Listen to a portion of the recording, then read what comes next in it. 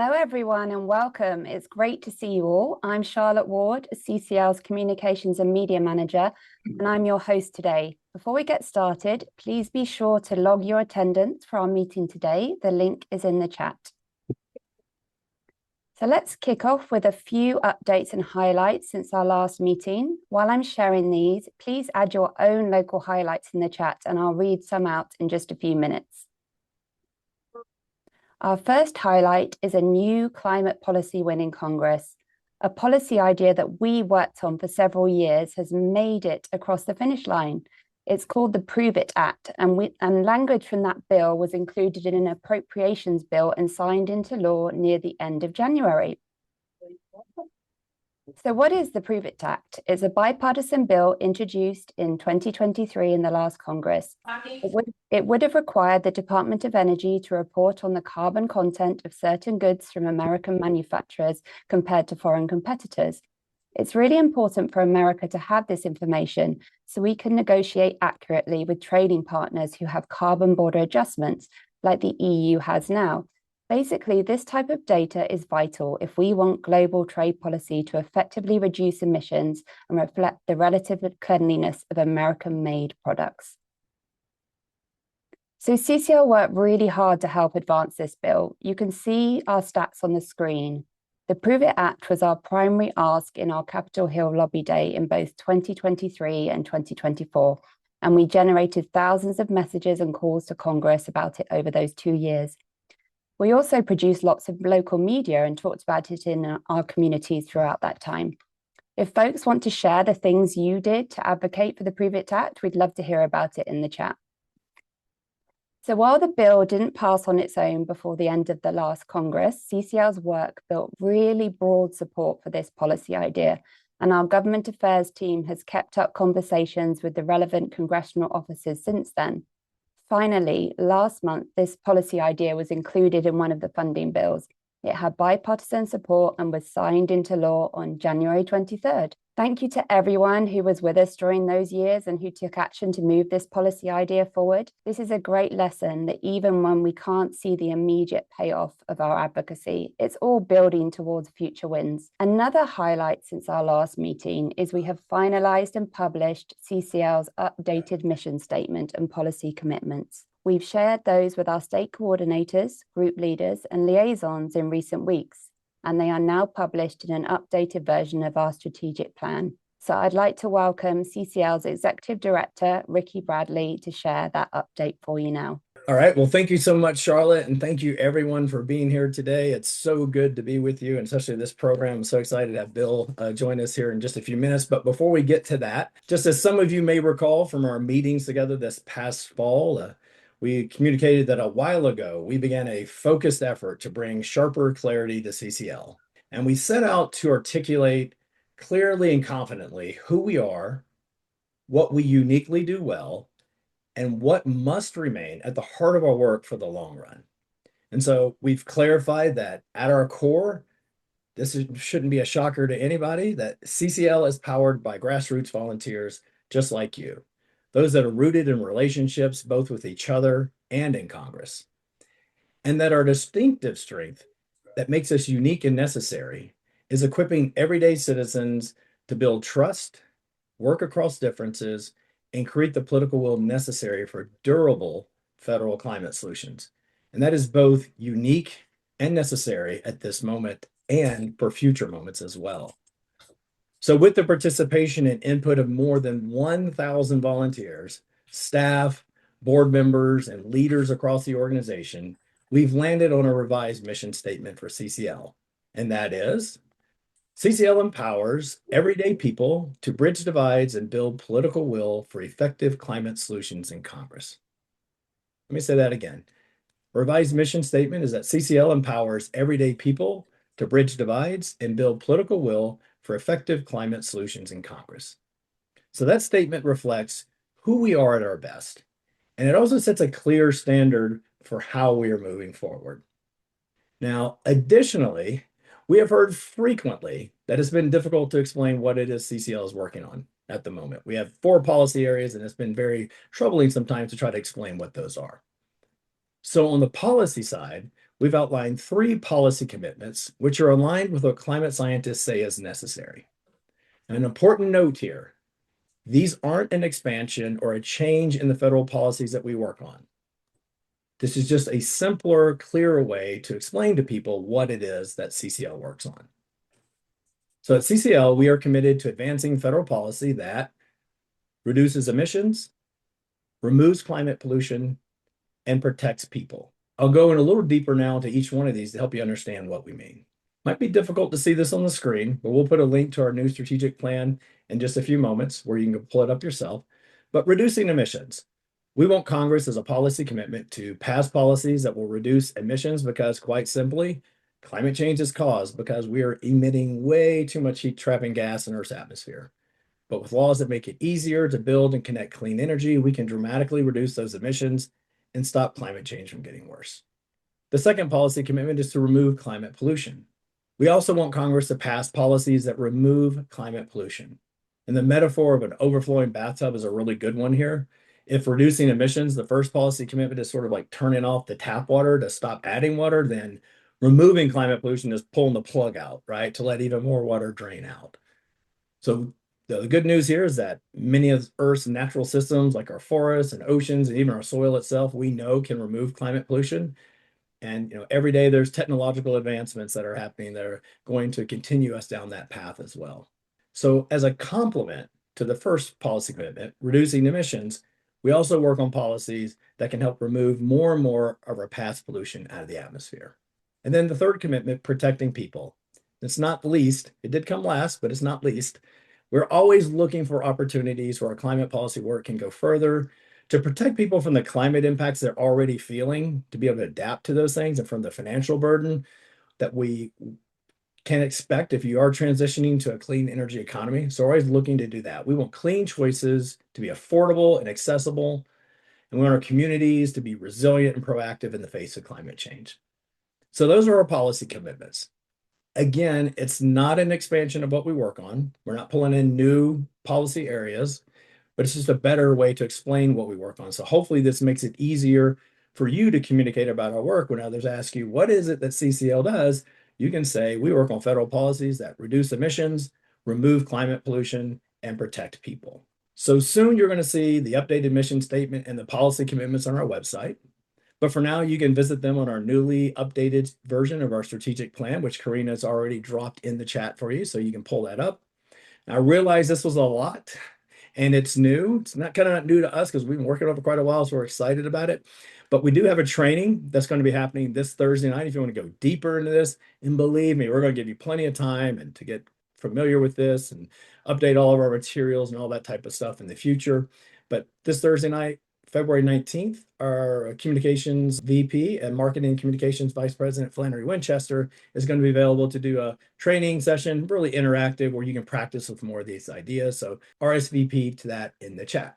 So again, thank you for your time today. And I'm going to hand it back to Charlotte and just sit back and pay attention to the rest of the call. Thank you so much, everybody. Thanks, Ricky. Okay, so since our last meeting, the EPA finalized its proposal to rescind the 2009 endangerment finding. The determination that climate pollution endangers public health and welfare. That finding has been the legal foundation under the Clean Air Act for regulating greenhouse gases. So this is a significant development. We put out a public statement on Thursday about it, and we'll drop the link in the chat for you. So for many of us, this feels more than a technical rule change. Like the attempted defunding of climate science and stop work orders on wind projects earlier this year, it can feel like the ground shifting beneath work rooted in established scientific and public health research. For all of us who have dedicated years to advancing science-based climate protections, seeing that framework set aside is discouraging. At the same time, this decision is unfolding within the executive branch and soon to be challenged in the judiciary. Congress does not have a direct role in EPA rulemaking, so asking members of Congress to reverse an administrative action they do not control is unlikely to change the outcome,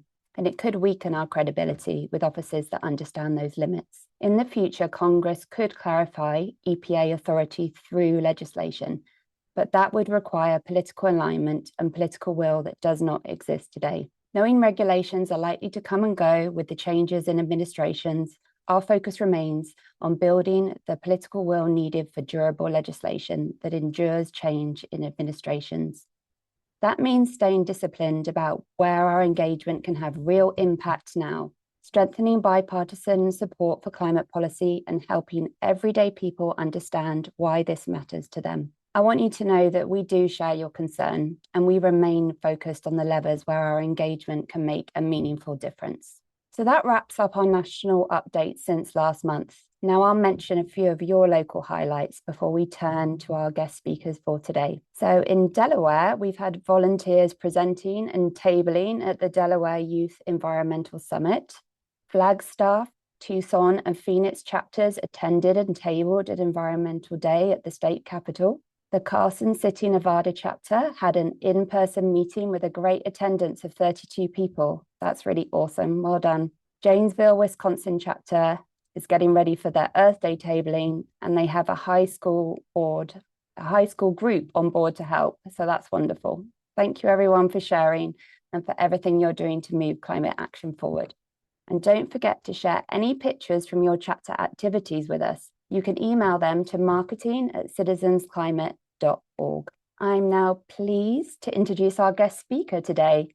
William J. Doherty, Ph.D., is Professor Emeritus in the Department of Family Social Science at the University of Minnesota. As a therapist, Bill focuses on couples on the brink of divorce and on political stress in relationship. He has authored 14 books for professionals and the public. Following the 2016 US presidential election, he co-founded Braver Angels, a citizen initiative bringing conservatives and liberals together to counteract political polarization and restore the fraying social fabric in American society.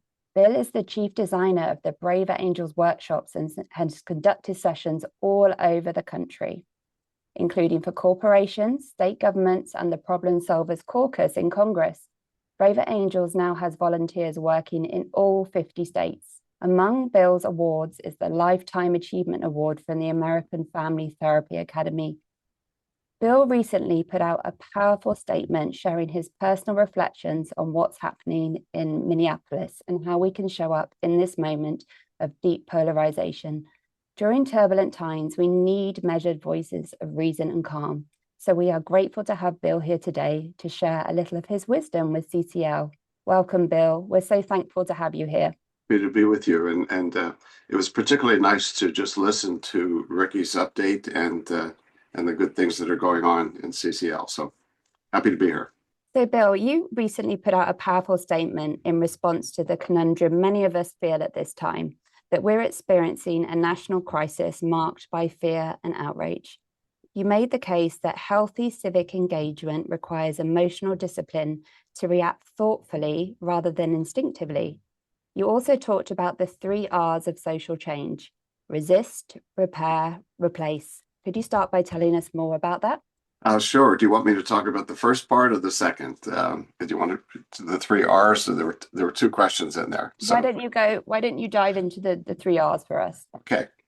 Yeah. So this idea is that really working on social change when there are serious problems in a society requires multiple kinds of efforts. I put those in 3 R's for easy to remember. The first is resist. By that I mean protest, stand up against institutions, leaders,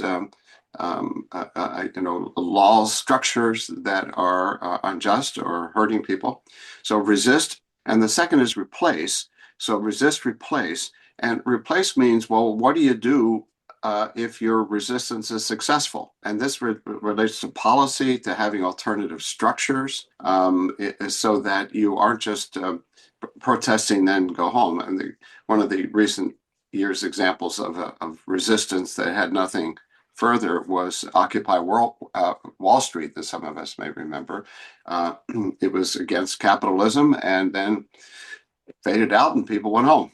So it has to be replaced, which is the area of policy and structural change.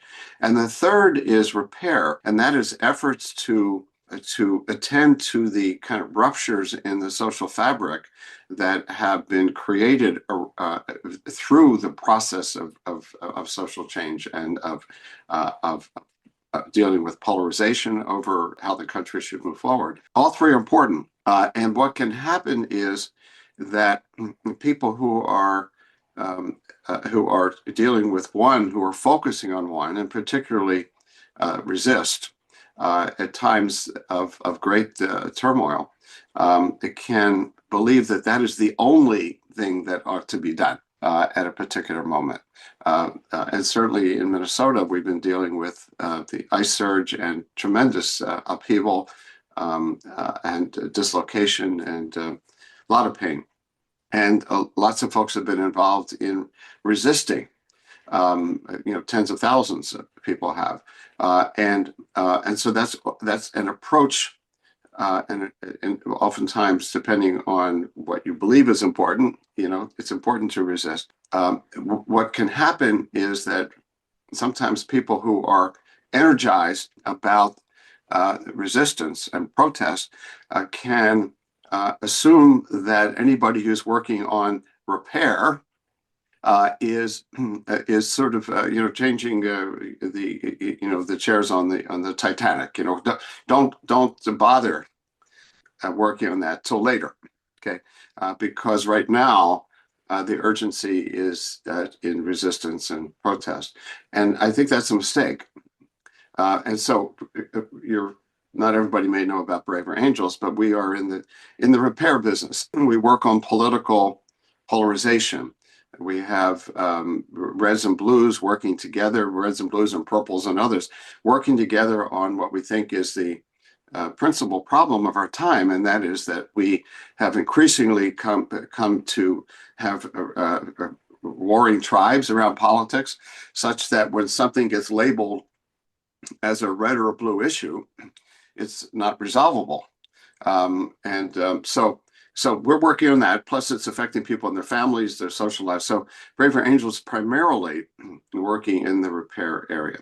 And so I articulated this in part to help our members understand, although an individual can work on resist and repair at the same time, an organization has to decide where it's going to focus. It's almost impossible for an individual organization to putting resources and effort into resist, replace, and repair at the same time. And some of that is because, as I look at your mission statement, if part of what you want to do to change policy, because you guys are in the replace category first, and then in bridge building, which I would call repair, perhaps second, you really, if you engage in resistance against political figures, against political parties, then what happens is you lose credibility in both replace and repair. You lose credibility in the policy area, and you lose it, and it's almost impossible to work on repair because you've taken sides. So that's a long answer but I wanted to say where Braver Angels came from, and it's been helpful for us to make a distinction, just to bring this to a conclusion, between what somebody does as an individual and what an organization, I think, has to decide which subset of those three that it focuses on. Thank you, Bill. So CCR's commitment to bridge building so we can enact bipartisan, durable climate policy is very much aligned with Braver Angels' reasoning that trust from both sides is what makes progress possible. Once an organization is seen as the opposition, we know its influence collapses with half the political system, and making headway is practically impossible, as you've touched on. You quote Hemingway in saying that courage today looks like grace under pressure. Can you tell us more about that? Yeah, it's one of my favorite quotes. There's another one that's similar to that, that about leadership is non-anxious presence, okay, in the midst of a lot of challenges. So it's the same sort of thing that you referred to in your introduction, that when things are really very difficult, and in case of climate change, some of these recent policy changes, and certainly in Minnesota, what's been happening with ice, feelings run strong, and it's really important to step back at moments like that. If you're an individual, take some breaths. Breathe a bit. For an organization to not react, but rather respond. So that's the grace under pressure. So, in the therapy world, we talk about reacting versus responding. And reacting, just goes through your spinal cord. It's bang, right? You touch something hot and you pull back.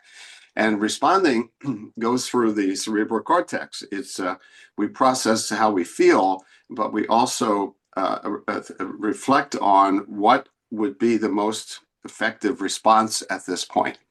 And so this is difficult for individuals. It can be difficult for organizations. I'll give you an example of a lot of times the worst mistakes that boards make or for their organizations is something happens. It comes up at a board meeting in the last 15 minutes of the board meeting, right? What are we going to do about that? Everybody's tired. Everybody gets reactive. And then they just say, let's do such and such, fire somebody or send off this message. And then it haunts them for 5 years. And often that's because we have not given ourselves the grace, if you will, to slow down and say, given what's happened, and given our mission, given our resources, what's the best way to respond? Thank you. I think you're really speaking to how a lot of CCLers feel, because we do this work because we care really deeply. So when we witness injustices or cruelty, it can be very dysregulating for folks. And that can hinder our ability to do this work. How do we stay engaged with people whose views we strongly oppose? And how do we keep calm when one might feel someone else's actions are morally wrong in this particular moment? Yeah, that's really important. We can think of that in our personal lives, because part of what's happened with polarization, and of course this tremendous polarization around climate issues, is that we can come to lose our curiosity about how people come to what they come to, and what the forces are that they are responding to, and what the narratives they are hearing and absorbing. And so they become a kind of not a complex person with multiple thoughts and feelings and multiple influences. They become the kind of bearer of immorality, or the bearer of ignorance. And the person in front of us becomes the enemy at that point. And we're not at our best at this point. So, the best you can do if you're activated that way is sort of do no harm. Just probably don't engage at that point. It was so tempting. So I want to tell a little story of an experienced Braver Angels volunteer leader who was taking our workshops on how to communicate across difference. She said to me, I think we need a new skill, new skill. And that is how to tell somebody, shame on you, for the ice surge or for something. I think that's what she's referring to. A new skill, okay? That's not a skill. That's an attack. And what it gets back is, well, shame on you too, right? And this is a very good person, thoroughly believes in what we do with Brave Angels, but clearly dysregulated, which I'm not faulting her for. I been times in the last month I've become dysregulated by what's happening in Minnesota. But then to propose an action or to take an action that says, I am thoroughly distressed, you're thoroughly wrong, what you're supporting is immoral, and in case of climate, destroying future generations. I saw a little sign here saying there's no planet B, right? So the stakes are huge. And see, I can get myself worked up, and then you can seem willfully ignorant and willfully oppositional, and then I'm dysregulated now, and so then I put you down, and you can't. There's a line about you can't hate your way into getting people to change their mind, and we can't shame people into it. So So here's the therapist in me. So you acknowledge your feelings, you take some breaths, you understand where you're coming from, and then you make a decision about what's the best response. Maybe in some cases, the best response is to disengage, but then to come back when you are ready to engage and to use your skills. Beyond that, what I said at the start of answering this question, to engage in curiosity about why somebody holds something that seems so ignorant and so wrong.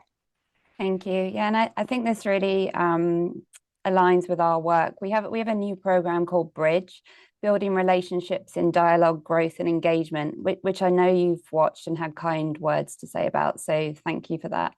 In it, we've been examining how our emotions often drive our reasoning. You name fear and outrage as two dominant emotions right now. How can we recognize those emotions in ourselves and others and respond skillfully? Yeah, the start is to recognize that those are inside me, and that the other person or the other group doesn't make me feel something. So there's this thing about you're making me feel outraged. No, you're not making me feel it. You're doing something that in response to that, I feel outraged. But you are not making me feel that way. Just think about family life and parenting. Your very young child can say really outrageous things. I hate you, and you're a bad mother or father, and they're 4 years old and they're melting down. Okay. If your spouse says you're a bad person, I hate you, well, you have a different kind of reaction, right? So we are always interpreting. That's what I'm saying. So we're always feeling something that's in response to somebody, but it's also internally generated. So first step is to recognize this is how I am feeling, to take the emphasis off at the other person at the moment and say, this is what's going on in me. And then make a choice about how I want to respond to it, to respond rather than react. And that's where the freedom is between the observation and then the feeling. There is a space for conscious choice. And a lot of times we justify to ourselves why we burnt the bridge.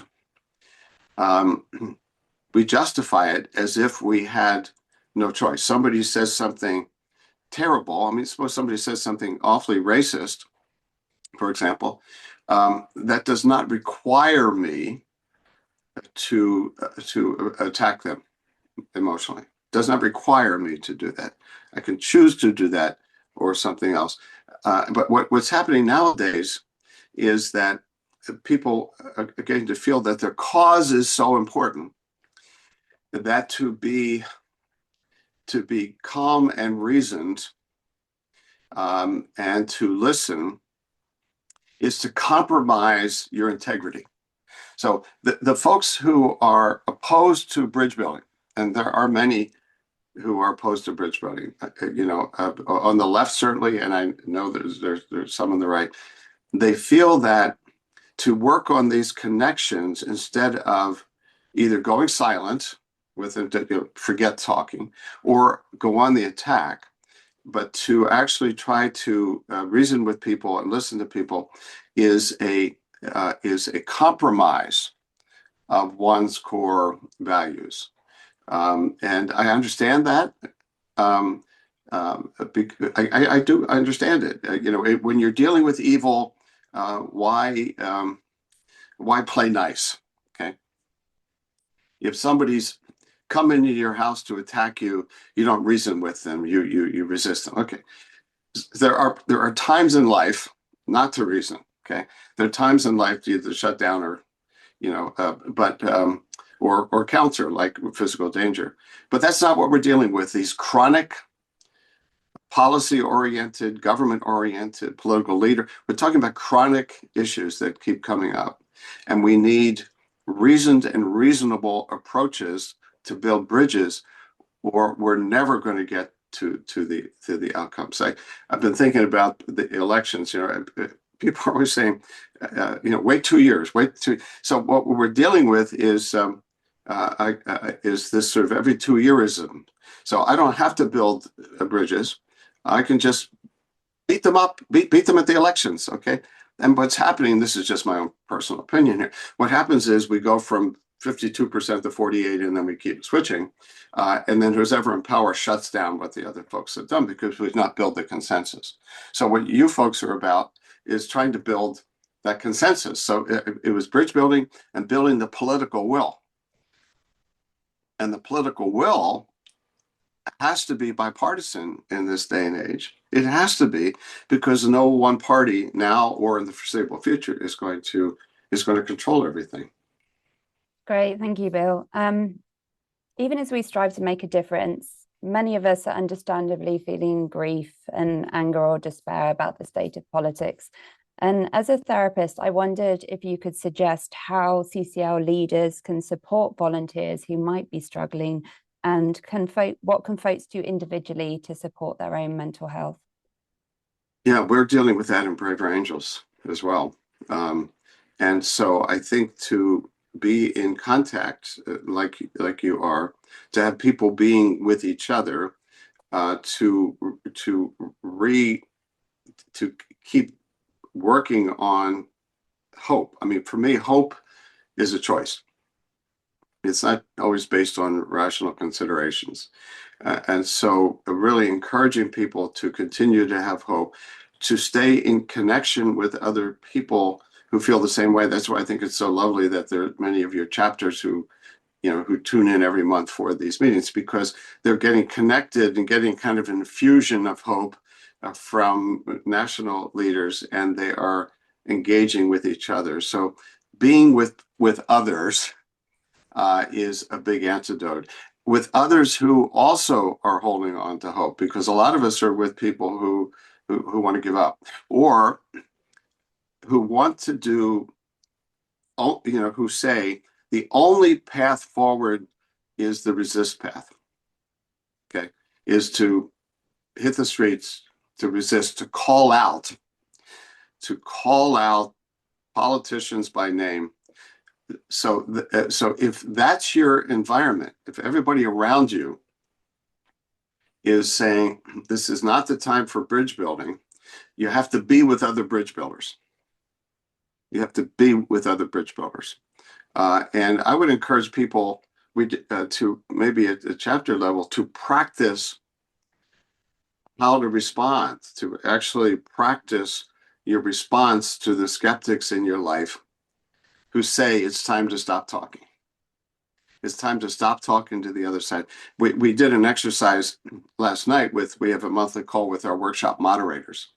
And instead of dealing with workshop-oriented stuff, we had people write out their answers to this question. If the world's on fire, what good does it do to dialogue and have workshops? And implicitly in that was the idea that this is only time to resist, that to repair and to work on bridge building is meaningless now. And so what we had people do was to take a moment and imagine this was a friend of theirs who, who's not an enemy of the work. In fact, maybe is on the same political side as you. This would be somebody who believes in the science of climate change, and we need to have these policies and so on. But they have given up. They've given up the idea that an organization like CCL could do anything. How would you respond to them? So what we have people do is write out, how would you respond? And then share it with one another and kind of hear how different people respond to it. Because partly maintaining hope is connecting with others who have it, and also knowing how to inoculate yourself from being too much affected by the voices of despair, the voices who would say that we can make no progress until we defeat those enemies. So that's my answer. Thank you. Well, we've got, I think, maybe a couple more minutes. So I just quickly wanted to ask you, you mentioned hope. What gives you hope? Well, I like to say I was born with the optimistic Irish genes, not the depressive ones, which is probably why I'll never be a great Irish poet, because those people have always said they were depressed. So some of it is dispositional, but some of it is a kind of a moral choice. The problems are grave. The problems are grave, and I feel obligated to do something constructive, and to not depend on seeing outcomes short term in the larger way. I could tell you an advantage of working on repair and bridge building is that you do see gains. You do see gains. You find common ground with some folks. You do feel so.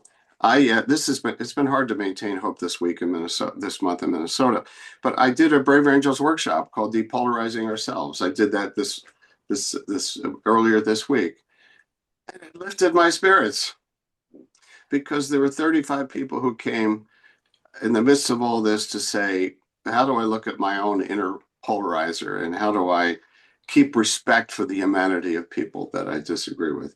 So it was a room full of people working on that kind of humility, and so it just gave me hope. The hope that it's harder to have when I just look at the newspaper or certainly social media. So for me, it's an ethical choice to maintain hope.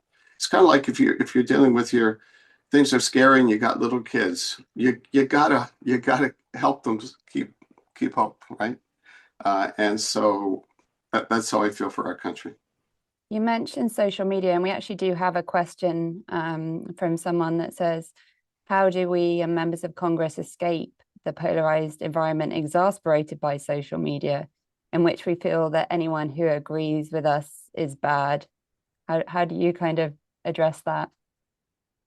Well, a little question there, right? Yeah, we're beginning as a society to recognize, to name the problem of social media. We're beginning to see this is hurting us collectively. And we can see in the schools, so a lot of problems start to get recognized in the children, and then we change policy there. So a lot of schools are now prohibiting their cell phones in school, their iPhones, and so it just naming social media as what political scientists call an accelerant of polarization. And the thing is, hardly anybody likes it. The only people who really benefit are the conflict entrepreneurs, who are their own model of life is to benefit from stirring up outrage. Okay, I mean we all do different things for a living. That's what they do for a living, and so we're being played. So I'm talking about some framing of this, because the framing of the other side uses social media in a terrible way. That's the polarized framing. To say we are being played by companies, by conflict entrepreneur, we are being played. That means we, the people, can do something about it. I love that. Thank you. Well, I'm sorry we don't have more time, because this has been absolutely fascinating. We so appreciate you joining us today. And I encourage everybody listening to keep the conversation going in CCL's community forums. You can also ask any follow-up questions there, and we can get those to Bill. And just to let you know, CCL also has a Braver Angels action team, so check that out. And we also put a link to some Braver Angels resources in the chat. So thanks so much, Bill. It's wonderful to have you here. Well, one more plug for this, the action team. Some of our very, very best Braver Angels leaders are big supporters of CCL and on that action team. So I really encourage. CCL was the first organization that we really got into a deep collaboration and partnership. And so I'm very grateful to you all as partners to make a difference in our world. Thanks, Bill. Well, keep up the great work. We appreciate it. All right. Well, let's quickly get into some actions. One of our actions from last month was to do some chapter planning for the year ahead. So we'll start off with a quick video featuring the leaders from our Lynchburg, Virginia chapter, telling us how that action went for them. They held a fantastic interactive exercise to get people brainstorming and invested in the year ahead. I'll let Steve and Robin tell you more. Hi, I'm Steve Selby. I'm in Lynchburg chapter of CCL. I'm Robin Peeler, also in Lynchburg. I've been the co-lead for just a couple months. I was liaison for about a year and a half before that. Steve and I were just talking about planning for the year and kind of wanted to kick the year off with some new activity to get everybody engaged and get our members' ideas as well.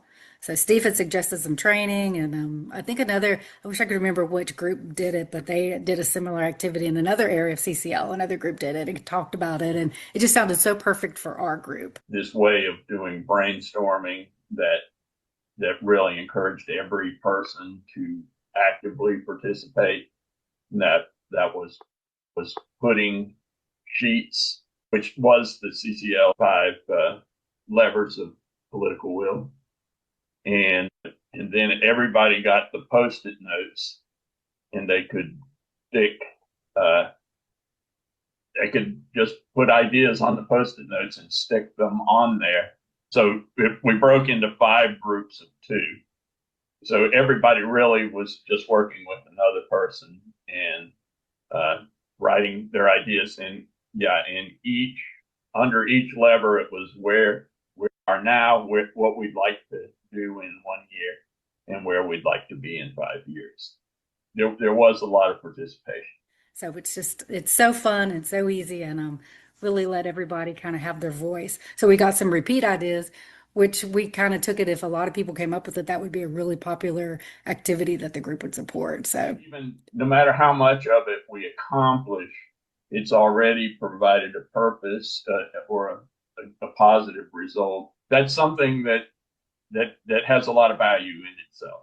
I think we're feeling really positive about it. We've got all the information compiled, and we're going to review it at the meeting this weekend. So going to kind of show what all came up as some of the more popular ideas. And it's really good that we've got everybody's input, and we can look, and from all those ideas, we'll make our choices of what we can actually do. I think that I've been group leader for quite a few years, and now Robin's helping, thank goodness. And but doing things like this isn't something that I would just think of. I wouldn't do it. There's value in the training that was provided, because it did give us a path to do something that I think is good for our chapter. Yeah, it was also a good bonding experience because we got a lot more interaction with each other. So we had a lot more time to talk and have more smaller conversations. And I think that was good. And also just always having food at something like that. We had snacks, so that made it extra fun too. Awesome. Love the snacks for sure. Well done, Lynchburg chapter. Now let's look ahead to the actions you can take this month with our February action sheet. You can follow along and find out more details at cclusa.org/action sheet. So our first action for this month is to prepare for spring recess. Members of Congress will be home from DC March 30th through April 10th. The action sheet gives you some ideas of things you could be doing now to lay groundwork for connecting with your members of Congress when they're back in your district. So our next action is generate local media on permitting reform. We've got an updated op-ed template that you can use to talk about permitting reform in your local newspapers. And if you're politically right of centre, we invite you to register for CCL's virtual Conservative Conference and spread the word about the event. Bob English of Republic EM will be the keynote speaker, and we'll also be joined by Neil Chatterjee, former chairman of FERC.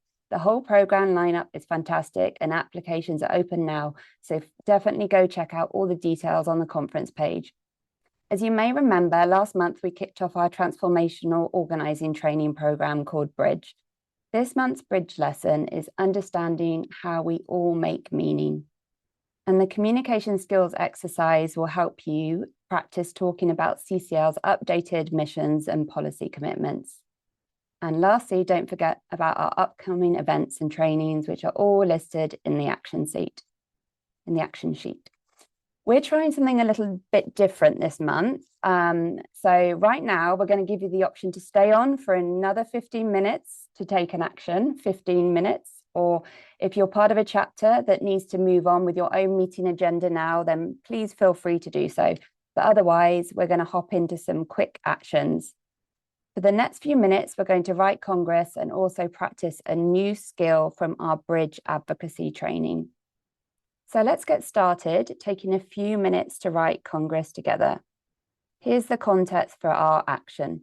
Congress is working on the next highway bill reauthorization package, and they're probably going to put a new fee on electric vehicles and hybrid cars. We want to make sure they take a fair and forward-looking approach here. Essentially, we don't want them to put a fee on EVs and hybrids that is a whole lot more than gas cars. Let's give you a little background about why they're looking to add this new fee. So America has something called the Highway Trust Fund, which finances the construction and maintenance of our interstates. The Highway Trust Fund gets its money mostly from taxes on gasoline and diesel. There is a small amount you pay each time when you fill up at the pump. As more and more drivers switch to electric or hybrid vehicles, that means fewer trips to the gas station and less climate pollution from our cars, which is a good thing, but it also means less gas tax being collected and therefore less money to build and maintain America's highways. That's the problem Congress is trying to solve. So in the upcoming highway bill reauthorization, Congress will likely include a federal fee for EV and hybrid drivers to account for the fact that they are not filling up at the pump and therefore not paying the gas tax and contributing to the Highway Trust Fund. We're going to write to Congress to keep the EV and hybrid fee fair compared to the gas tax, so that EVs and hybrid ownership remains an attractive, affordable option. Our climate-friendly car choices shouldn't come with extra costs. After all, millions of people across America, myself included, and lots of folks on this call, I'm sure, are reducing their transportation emissions by switching from a gas car to a hybrid or electric vehicle. We want that trend to continue so that America keeps reducing emissions from our transportation sector. So there you go. We've got the QR code for you on screen so that you can send that message to Congress. So if you go ahead and pull up cclusa.org/live-action to find our action tool, you can type in the link or you can scan the QR code on the slide with your smartphone. We're going to take 3 minutes to complete this action together.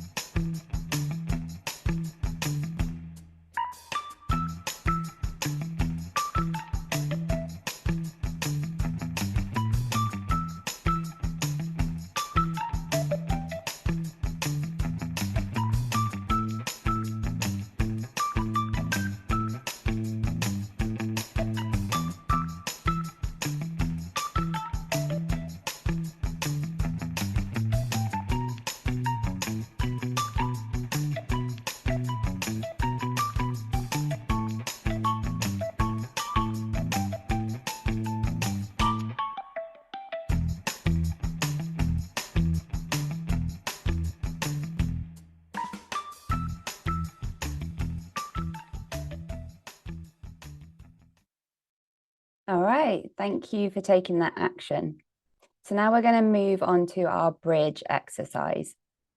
The first lesson of our bridge advocacy program teaches a core insight from social and behavioral science. Humans make decisions with our intuition first, and then we justify those decisions with our rationale later. This is true for ourselves and for people we are trying to persuade to support climate solutions. So this concept is vital to understand. The training uses a metaphor of an elephant to represent our intuition and a rider to represent our rational side. The elephant often gives us a reaction, a pull, or a sense of certainty before we can fully explain why. Our explanations tend to come later, with the rider making sense of where the elephant already went. In this month's action sheet, we ask volunteers to spend some time working to understand your own elephant, your own intuitive responses, to really grasp how this works. A bit of this now. So the setup is, start by thinking of an issue you care about that reliably sparks a strong emotional reaction for you. It could be climate related or something else. So just have a think about that now. Then I want you to reflect on the following questions. So you can do this on your own or with your group, but we'd like you to reflect on the following. Where do you notice the reaction in your body? Are your shoulders tense? Is your heart beating faster? What is the feeling associated with the reaction? Perhaps it's scared, angry, sad. What values feel most activated? What feels at stake here? And how would you respond if someone gave you a perfectly logical argument which went against your gut instinct on it? You could also think about, when have I noticed myself feeling certain before I could fully explain my reasoning?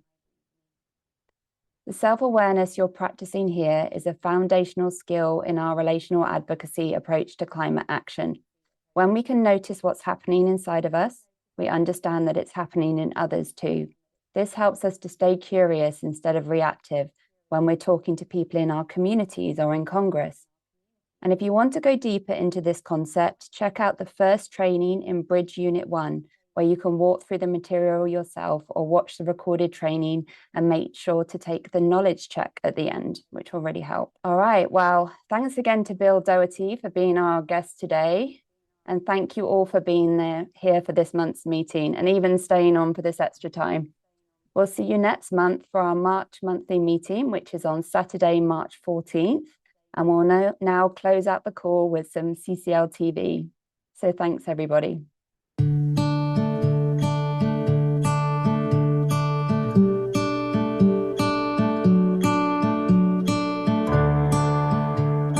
Hi, Portland.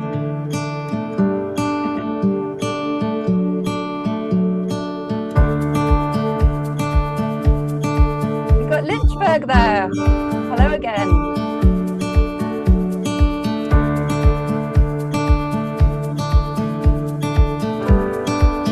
There we go to Phoenix.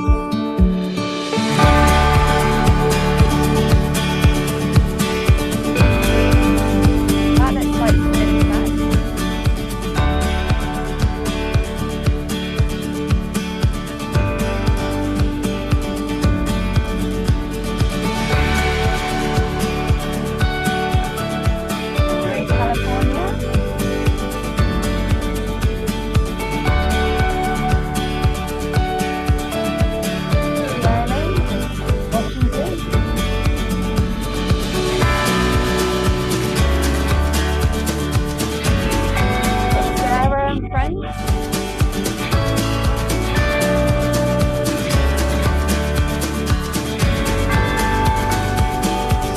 Birmingham chapter, San Diego,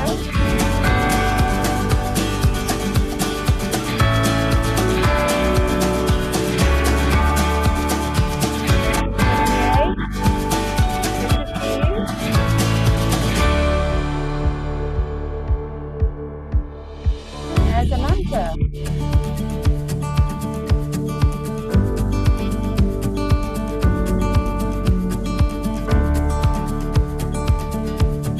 Back in Washington.